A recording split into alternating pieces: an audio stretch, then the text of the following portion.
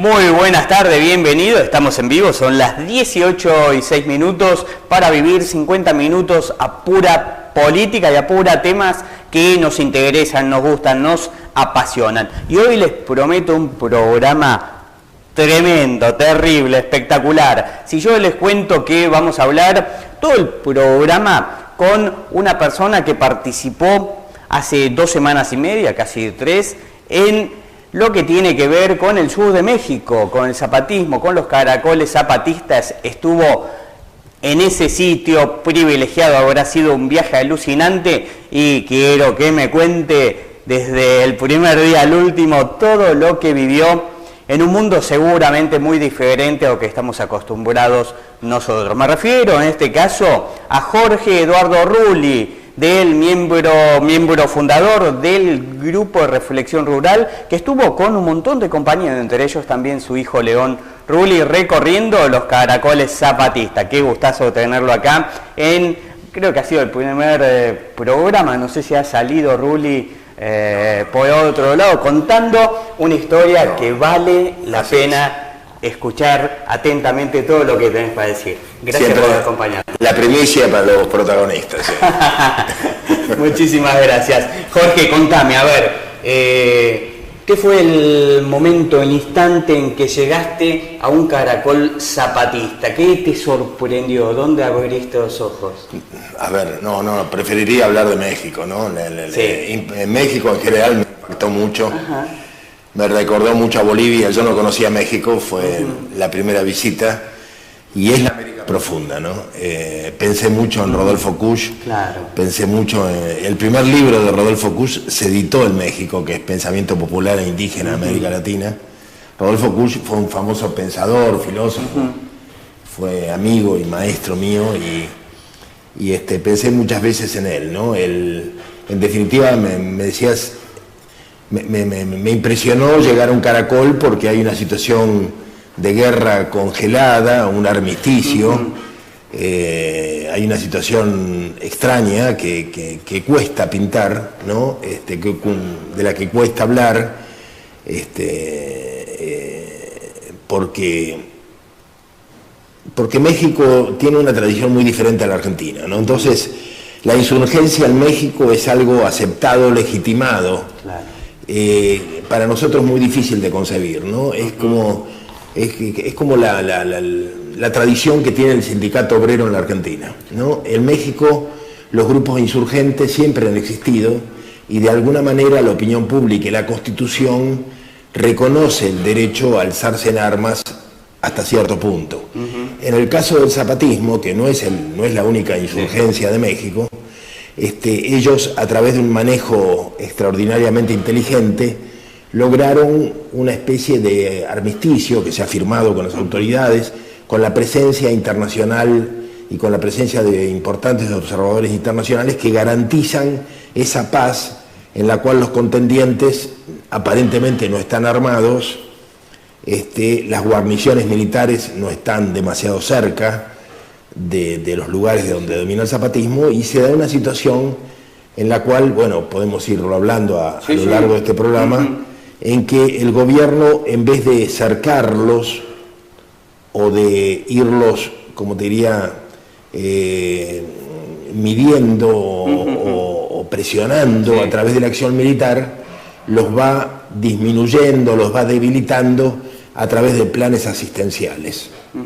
Es impresionante, ¿no? Pero pueden, con todo lo que ha logrado el zapatismo, torcer el brazo, ganar la batalla por eso. Torcer el brazo del zapatismo no, pero sí le han comido muchísimo las bases populares.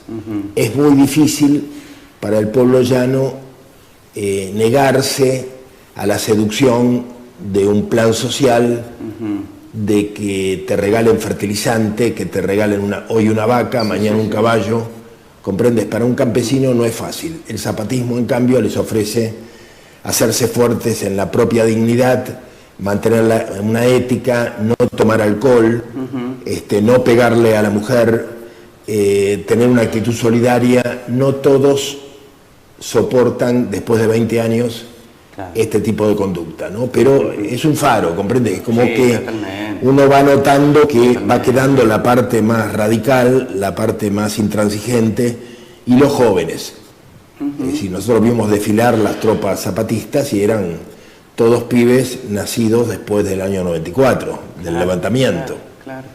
Pero te digo que uno recorre Chiapas, que es la provincia más austral de México. Estuvimos en la frontera con Guatemala. Es toda una zona de cultura maya. Claro. Es la última provincia que México incorporó a los Estados Unidos de México.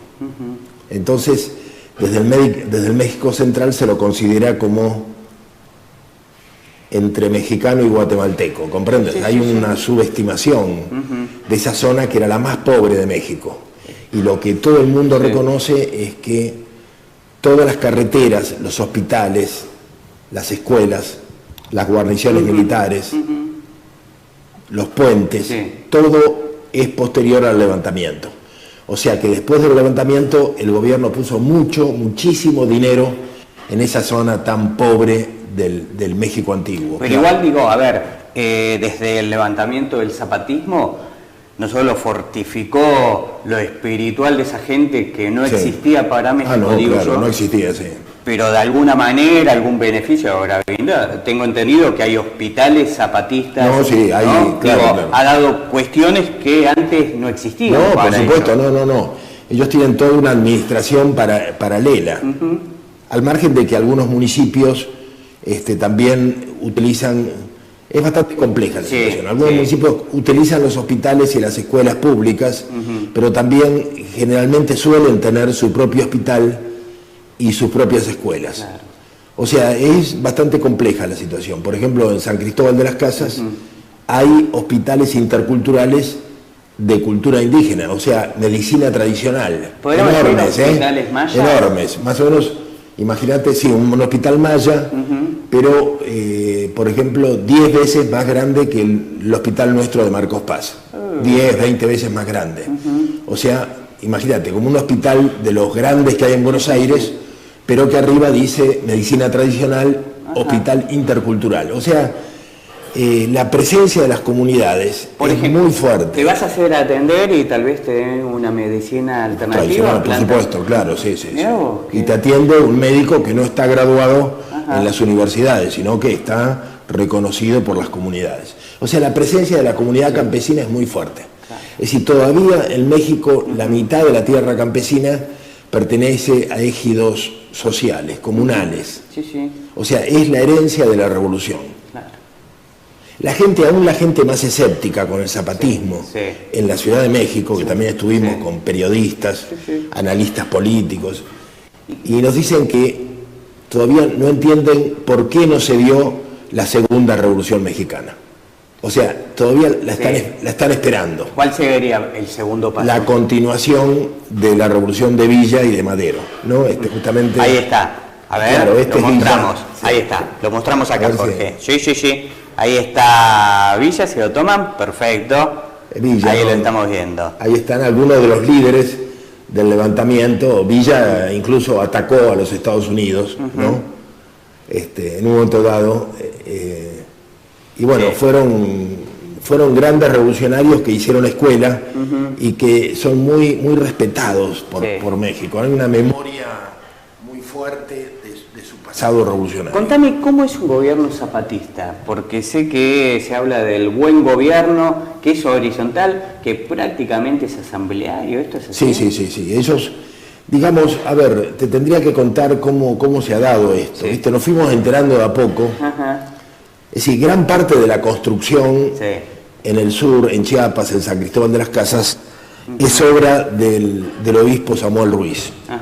¿Viste? El obispo Samuel Ruiz está presente, su memoria, ¿no? Está muy presente en Chiapas. Nuestra enorme sorpresa fue que nos contaran que en realidad Samuel Ruiz no fue siempre así. Era un obispo sumamente reaccionario, muy retrógrado, que los indios lo convirtieron, las comunidades lo convirtieron en lo que después fue. Qué bárbaro. Una cosa increíble. Porque uno tiene una idea de Samuel Ruiz, vos vas viendo la obra, la cantidad de discípulos que dejó, y era un tipo extraordinario. Y de pronto te dicen, no, pero bueno, él no era así.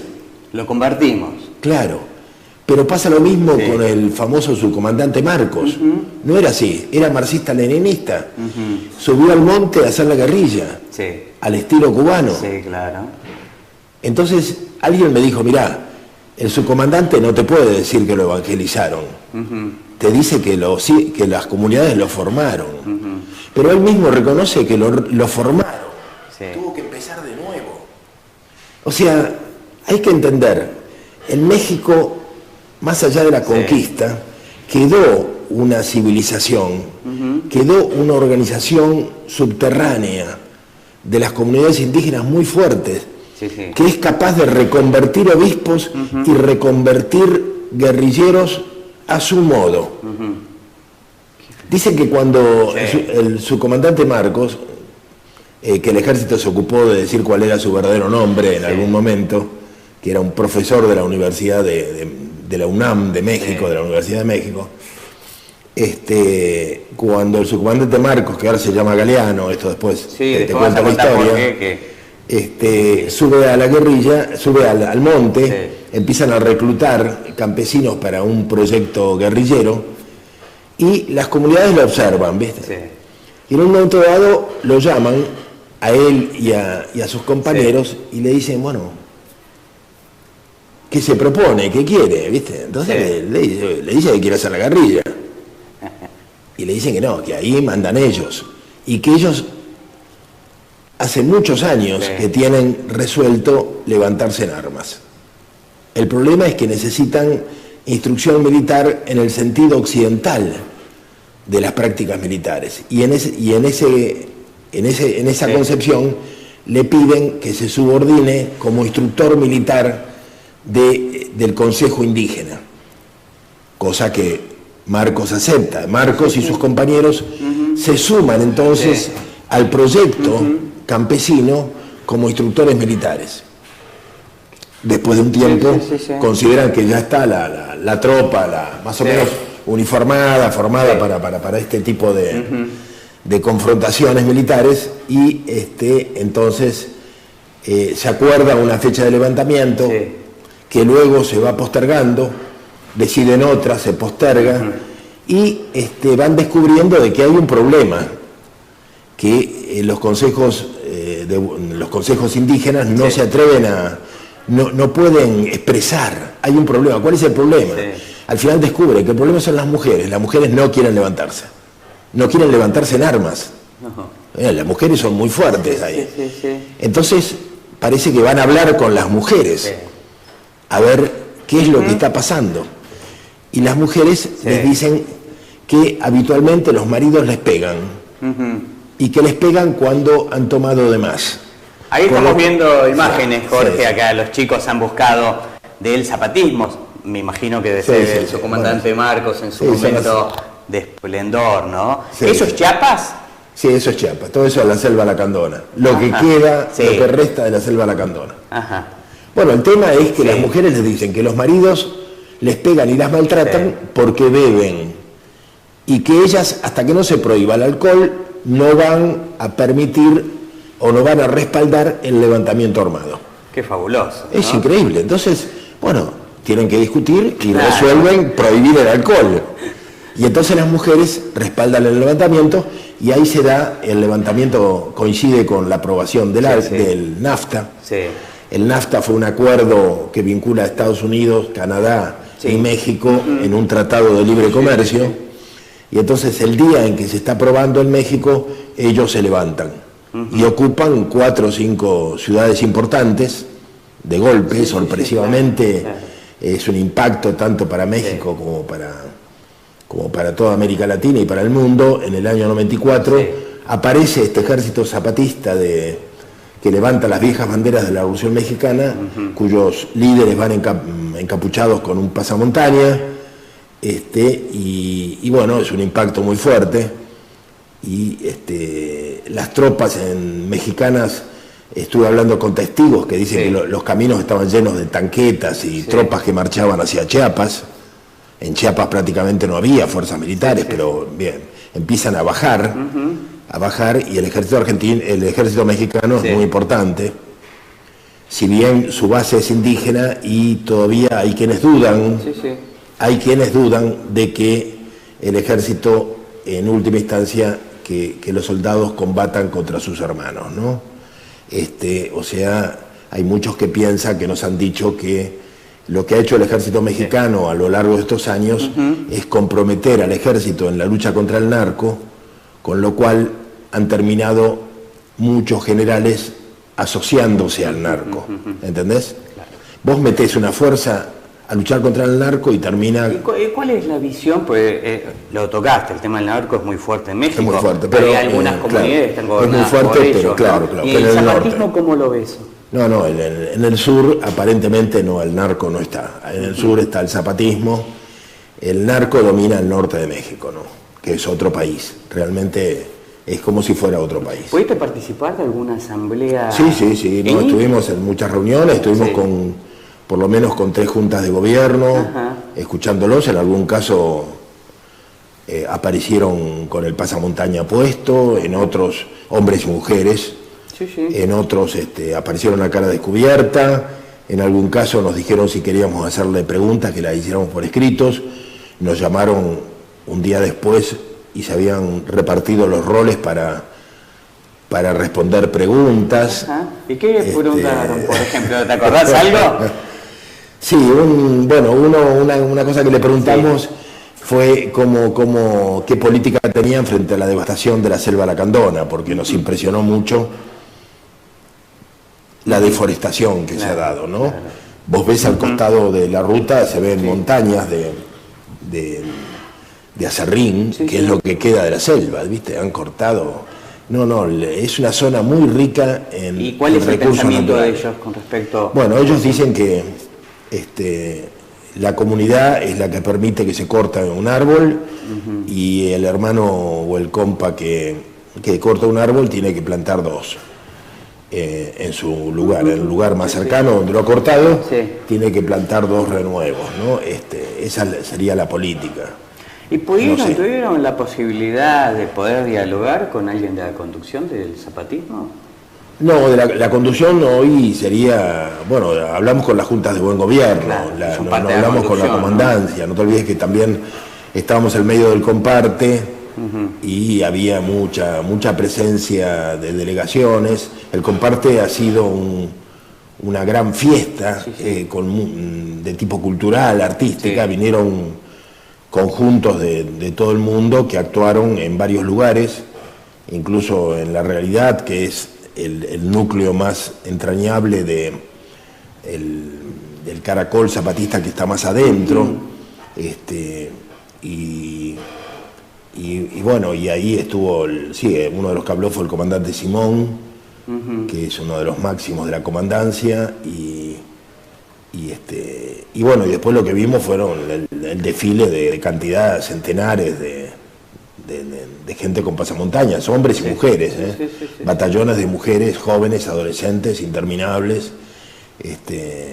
Después vamos a ir a una pausa, Jorge, nos queda un montón de preguntas, ¿no? Y sobre todo, particularmente, ¿cuánto le cambió la vida a esa gente en el sur de México? Me parece que esto es lo más significativo. Vamos a una pequeña pausa y ya volvemos. Estamos dialogando con Jorge Eduardo Rulli, el Grupo Reflexión Rural. ¿Cuántos compañeros te acompañaron? Y en total llegamos a ser 8 compañeros. Sí, no todos estuvimos al mismo tiempo. Sí, pero... Yo fui uno de los que más... un buen contingente. Sí, y varias veces nos dividimos. Sobre todo para ir a Oaxaca a ver a Gustavo Esteban, nos dividimos. Después me vas a contar también de esto. Estuvieron con uno de los filósofos más importantes del México actual. Del México actual. Pausa y ya seguimos con Jorge Rulli hablando de esto que me parece que es fabuloso, interesantísimo, la vida en México y particularmente los caracoles zapatistas. Ya volvemos.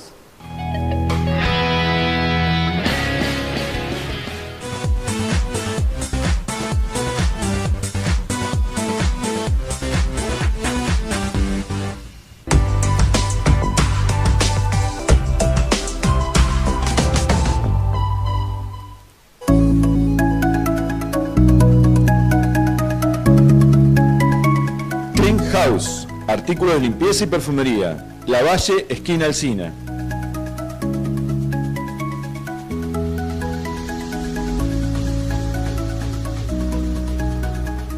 Horario de 9 a 13 y 16 a 20 horas. Domingos de 9 a 13 horas.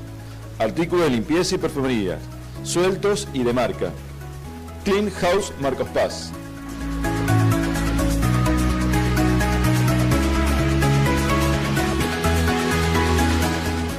Los maturrangos están tomando las entradas del puerto a Lima. No podemos arriesgarnos a perderlo todo. ¿Qué me estás pidiendo?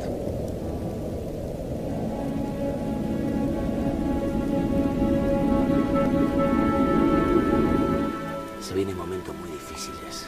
La lucha nos espera ni bien bajamos la montaña.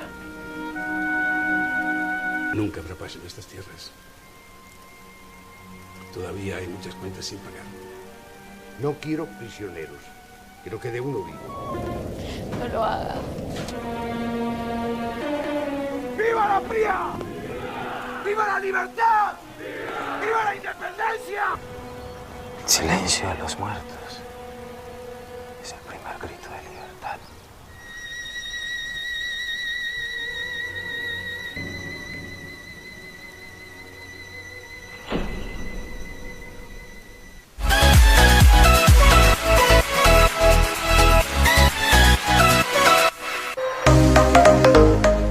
¿Sabías que cuando pagas tus tasas municipales ayudás a crecer tu ciudad?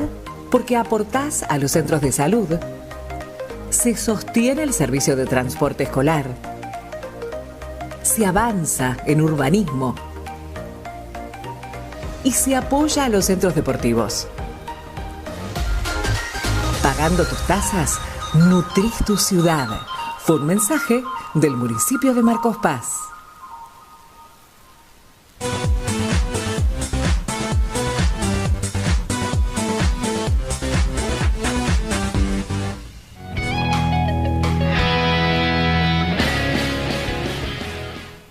Continuamos en los protagonistas, son exactamente las 18:28, seguimos con Jorge Eduardo Roble que nos está contando este maravilloso viaje que han tenido integrantes del grupo de reflexión rural al sur de México, donde están los zapatistas. Jorge, ¿cuánto le cambió la vida al campesino y al indígena después del levantamiento?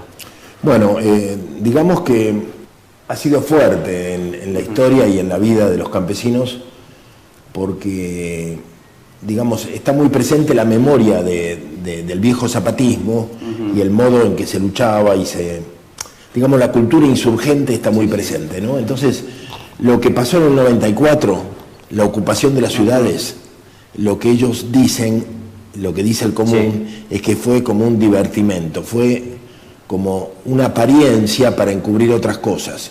Se ocuparon las ciudades para atraer la atención del mundo sobre lo que estaba pasando, pero en realidad lo más importante fue que en el interior de Chiapas se ocuparon una cantidad de haciendas. Haciendas son como estancias argentinas, pero donde viven centenares de personas, dentro, ¿comprende? Dentro del campo viven familias, enorme cantidad de familias. Esas familias ocuparon las haciendas.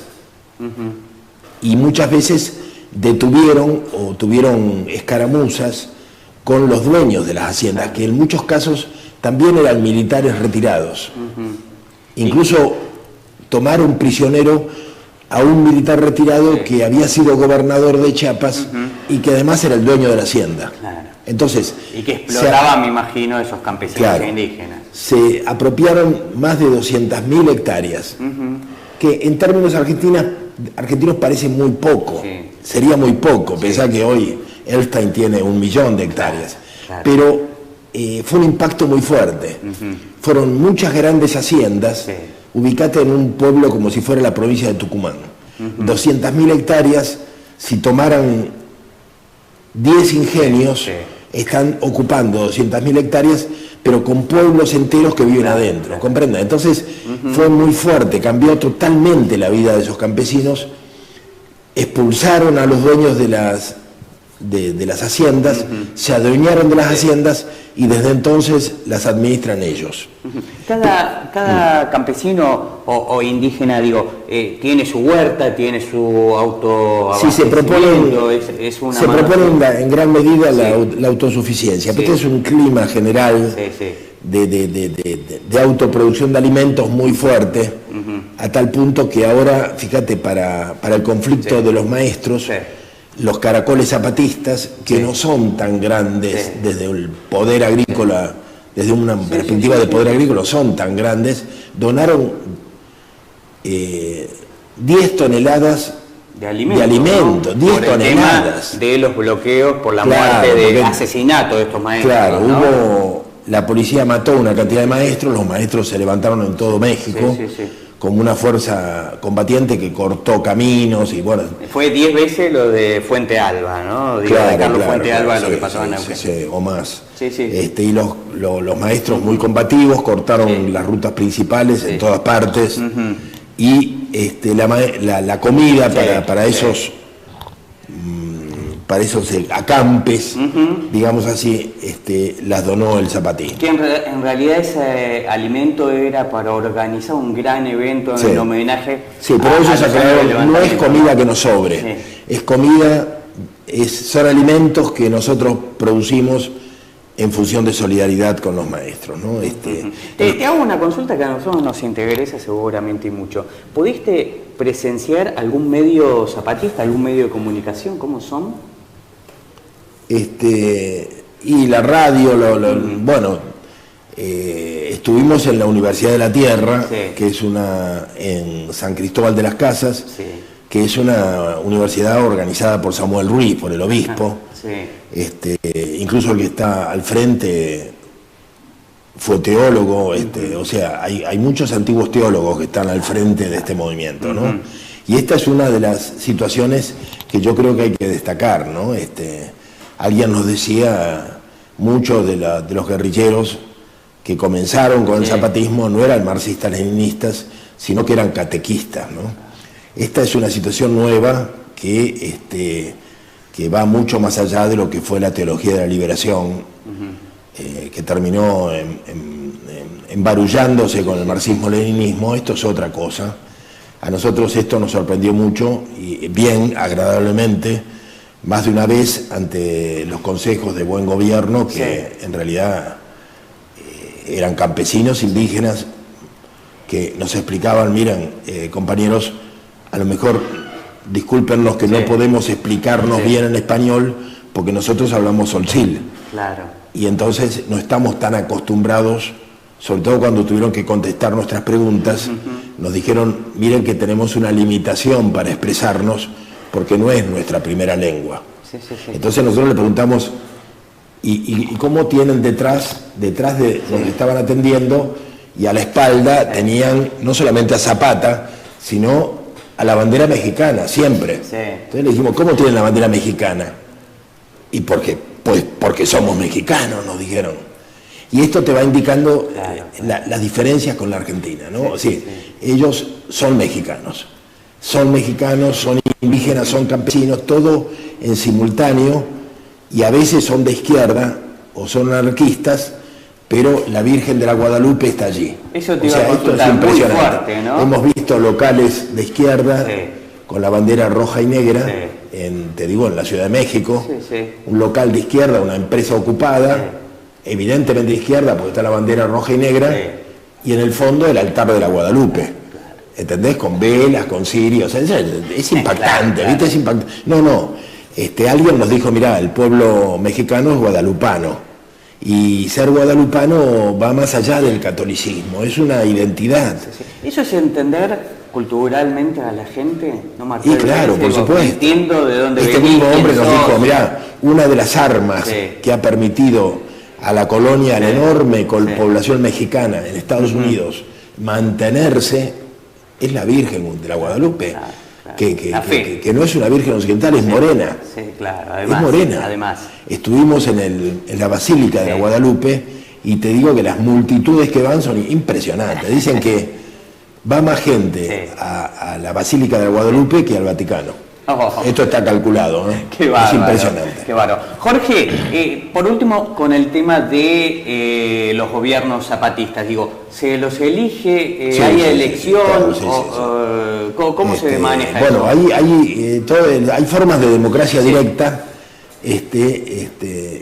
Pero sobre todo hay una cultura, esta cultura del mandar obedeciendo, ¿viste? Que el que manda obedece, que el que hoy conduce mañana está abajo, o sea que suben y bajan, incluso en algunas oportunidades en las ceremonias la gente sube al estrado, habla y baja, para que vean que se está arriba, se está abajo, el mismo sube, baja, es decir, son ejercicios para que se entienda que estar arriba es una situación momentánea, ¿no? Y que es una responsabilidad. Bueno, esto es muy fuerte, ¿no? Es muy fuerte. Qué bueno, ¿no? Se está construyendo un nuevo mundo. Ellos dicen, sembrando sueños, cosechando esperanza. Qué lindo, ¿no? Sí, es muy fuerte. Hay una mística, hay un entusiasmo. Este pensador, ahí se me fue el nombre ahora. El que fue Nobel, filósofo. Gustavo Esteban. Gustavo Esteban nos reconoce que él era marxista-leninista y que el que le cambia la cabeza es Iván Illich. Él lo cuenta, es un viejo de 80 años.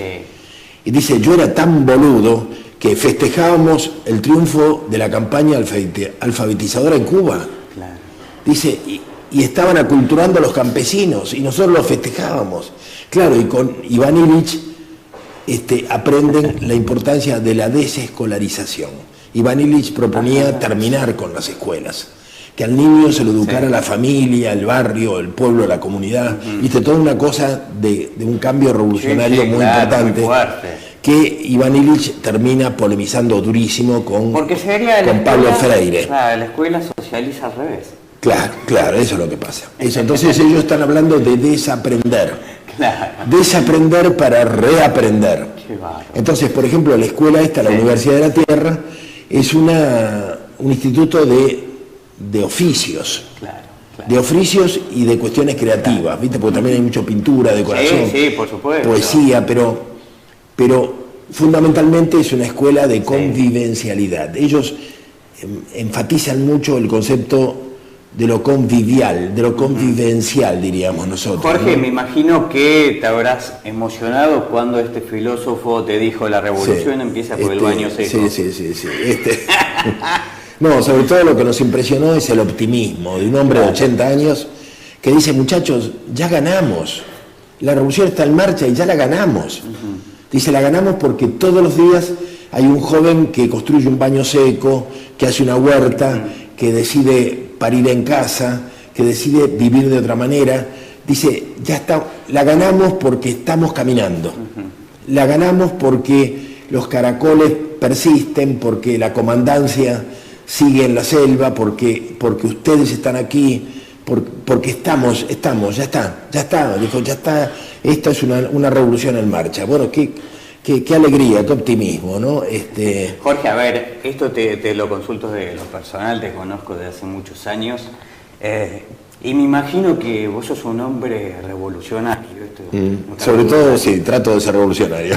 Lo haces todos los días en tu casa y no me cabe dudas. ¿El ideal es lo que viste en México? ¿Eso es lo que vos tenés en tu cabeza? Sí, creo que sí. El pensamiento de Jorge. A mí me impresionó mucho. Gustavo Esteban, este gran filósofo, dijo la cosa no es intelectual, dice, nosotros no podemos hacer la revolución y crear un hombre nuevo mientras caguemos el agua, tal cual lo dijo.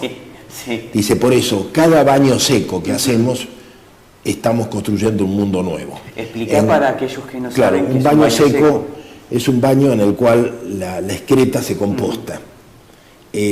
Fuimos a la UNAM, la Universidad de México no es la Universidad Argentina. Estuvimos dando vueltas dentro de la UNAM con un taxi media hora y recorrimos una partecita, es una ciudad. Por Dios. Es infernal, es impresionante. 5 veces la ciudad universitaria, por lo menos. 20 veces más grande. 20 veces más grande. Bueno, el boletín, la revista de la Universidad de Buenos Aires, en su último número, en la tapa lo tiene a Gustavo Grobocopatel. No. Bueno, la revista de la UNAM... El rey de la soja, ¿no? Para la gente que no lo ubica. El rey de la soja. Bueno, la revista similar en la UNAM, en la Universidad de México, ¿sabes lo que tiene en la tapa? Un inodoro. No. Y dice, la gran polémica de hoy es cómo reinventar el inodoro, que tiene 150 años. Entonces hay fotos de un inodoro que tiene el agujero para la excreta y el agujero para la orina. En forma natural se separa la orina para un lado, las excretas para el otro. Las excretas se trabajan, se las van secando con ceniza o cal. ¿Comprende? Y entonces eso se composta. Esto es lo que se está proponiendo. Si vos te lavás, el agua con que te lavas va por el mismo canal donde va la orina. O sea, los líquidos por un lado. Para un lado. O sea que no estamos discutiendo la higiene. ¿Se entiende? No, la higiene es otra cosa. Lo que se propone es separar las excretas humanas de los líquidos para compostarlas y que eso fertilice los cultivos agronómicos, ¿no? Y el viejo nos decía, en Oaxaca hay 300.000 baños secos y todos los días se van añadiendo nuevos baños secos y se van construyendo nuevas alternativas para calentar el agua, para con el sol, con el aire, con el viento, ¿viste? Bueno, todo este cambio de mentalidad que estamos también un poco a destiempo, ¿viste? Porque el cambio climático viene muy acelerado, pero todo este movimiento en el cual estamos implicados, ellos lo visualizan como parte de un proceso revolucionario. Jorge, contame, a ver, nos quedan un par de minutos. ¿Quién es esta persona? Ahí la vemos, ahí vamos a la imagen. Ahí está. No, ahí, le da un poquito de luz, no se la ve bien. Ahí, perfecto. Buenísimo. ¿Quién es? Bueno, Frida Kahlo es uno de los personajes más emblemáticos de México y de los más queridos de México, porque era una pintora famosa y su propio rostro expresa la forma de vestir, de decorarse. Su casa se hizo famosa. Su casa era la famosa Casa Azul. Y es uno de los grandes pintores, de los grandes artistas que ha tenido México y que le han dado esta personalidad tan fuerte que tiene hoy el México actual, ¿no? Nosotros estuvimos una de las cosas que me impresionó fue visitar la casa donde vivió y donde lo mataron a León Trotsky. A León Trotsky, ¿no? Bueno, Trotsky cuando llega, México tiene una actitud de mucha generosidad, porque Trotsky tiene que emigrar de la Unión Soviética por la persecución a que lo somete Stalin. Stalin prácticamente le mata a todos sus hijos, sobrinos. Bueno, del árbol genealógico de los Trotsky prácticamente no quedó nadie, todos asesinados, enviados a Siberia, por una persecución psicótica. Y bueno, y él, en un momento dado, México le ofrece asilo, entonces se viene él con una pequeña guardia, algunas secretarias, su esposa Natalia, y Frida, que es la mujer de Diego Rivera, que Diego Rivera es el gran muralista que ha decorado todo el Palacio Nacional de México. Estuvimos también viendo estos murales que son fantásticos, que es una historia, una saga de toda la Revolución Mexicana en las paredes del Palacio Real, ¿no? del Palacio de Gobierno. Que antes fuera el Palacio de los Virreyes, ¿no? Y que está incluso sobre las ruinas ahí en el Zócalo de la Ciudad de México, del Distrito Federal, ¿no? Sobre las ruinas del antiguo Templo del Sol. Y bueno, Frida lo coge en su casa, están un año, creo, hasta que, bueno, tienen un affair público, porque ella era muy entusiasta, muy de armas llegar. Ahí estamos viendo fotos de León Trotsky. Claro, y entonces Trotsky se tiene que marchar. Me parece que ahí estaba, o capaz. Ahí está con Frida y con su mujer Natalia, claro. Ahí está. Y bueno, entonces León Trotsky compra una casa en las cercanías, están muy cerca, están a 5 o 6 cuadras una casa de la otra. Pero en ese momento era un despoblado, compra una casa, la fortalece, porque estaban siempre bajo el peligro de los ataques estalinistas, aún en México, ¿no? Y bueno, y ahí está de una manera muy austera, va a vivir con su secretaria, sus guardaespaldas, el lugar donde comían juntos y donde se reunían todas las noches porque mantenían una actividad muy fuerte. A Trotsky lo bancaba, digamos así, lo financiaba para la compra de esta casa y para su vida diaria el Partido Socialista Obrero Norteamericano, y en parte todos los trabajos, porque él seguía escribiendo para numerosos diarios, así que también recibía una paga importante, que le permitía mantener a todo este pequeño ejército de colaboradores. No obstante las prevenciones que se usaban, otro gran pintor, que es Siqueiros,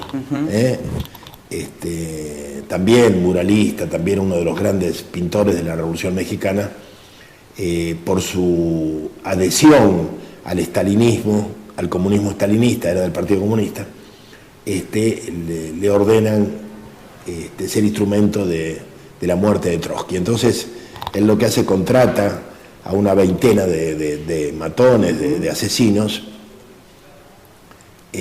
compran a uno de los custodios norteamericanos de Trotsky, abren un portón, que ahí lo vimos en el museo, y entran a las 4 de la mañana y ametrallan a través de las ventanas y de las puertas toda la casa. Se ven los impactos por todas partes. Por suerte no hay ningún muerto ahí en ese caso. Hay un herido, un chico, el nieto de Trotsky, de 14 años, que lo hieren en un pie, con el cual estuvimos. Ahora es un viejo de 90 años. 90 años se llama. Bárbaro. Esteban, en ruso creo que es Seven, creo que es, no estoy seguro, pero en castellano le decíamos Esteban. Ha vivido, él siguió viviendo en esa casa, ¿no? Rubén Siqueiros, el traidor, ¿no? El estalinista. Bueno, te digo, el portón por donde entraron hoy ha sido tapiado, o Trotsky lo tapía, levantan las paredes, colocan torretas, todas las ventanas las han tapiado hasta la altura de un hombre, las puertas grandes las sacaron y colocaron puertas chicas, blindadas. Bueno, se toman una serie de prevenciones para evitar nuevos ataques. Lo que jamás imaginaron es que el ataque iba a ser interno. O sea, hay un héroe, un combatiente, un veterano de la Revolución Española, de la República Española, que se llama Mercader, que fue entrenado por los soviéticos para matar a Trotsky. En realidad, Stalin selecciona 100 muchachos de la República Española a los que forman para matar a Trotsky. Y de estos 100 voluntarios, el más capacitado fue Mercader. Le encargan a él esta misión y él, a lo largo del tiempo, enamora a una de las secretarias de Trotsky y logra entrar en la casa. Gradualmente se va ganando la confianza del equipo, entra muchas veces, y en una oportunidad lleva en un abrigo cosido, adentro cosido, una pica de andinista, un pico, y entra con la excusa de que quiere consultar un artículo con Trotsky. Entra al despacho de Trotsky, lo dejan entrar solo, y él está al lado de Trotsky, le da el artículo, Trotsky está corrigiéndoselo, muy metido en el tema. Muy metido en el tema, y entonces él saca el pico. Trotsky tiene una intuición, se da vuelta, y en ese momento él le clava el pico en la cabeza. Pega un alarido Trotsky, los guardaespaldas corren, y el viejo con el pico clavado en la cabeza alcanza a gritar: no lo maten, no lo maten, oblíganlo a hablar. Una cosa de loco, ¿no? Con un pico adentro, dicen que le había destrozado el cerebro. Sí, pero fue la última. Pero el tipo era terrible. Terrible. Hay que, con un pico en la cabeza, hay que gritar: no lo maten, que hable, que diga quién lo envía, ¿no? Bueno, estuvo 2 días, lo operaron, pensaban que iba a sobrevivir, pero murió, ¿no? Fue un crimen horrendo, ¿no? Pero parece que Stalin no podía dejarlo vivir, ¿no? Era el testimonio de la traición que había hecho a la revolución. De todas maneras, bueno, una revolución que hoy, mirá en qué quedó Rusia, ¿no? Bueno, es penoso. Por eso también a nosotros valorábamos a Iván Ilich y al zapatismo, porque esta alegría y esta revolución poética y con humor, sobre todo porque su comandante Marcos tiene mucho humor, ¿no?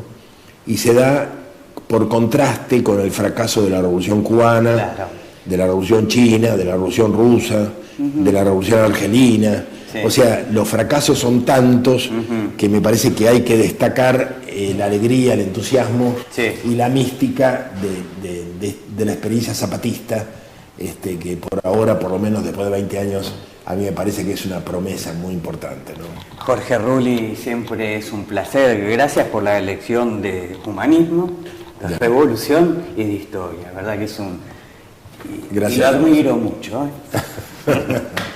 Ha sido un programa espectacular, ¿eh? Me encantó. Gracias. Me encantó. Nos volvemos a ver dentro de una semana con mucho más en Los Protagonistas. El tema va a ser cómo vamos a lograr levantar este nivel que tuvimos hoy. Creo que imposible, pero igualmente, ¿no? Los espero dentro de una semana con mucho más Los Protagonistas.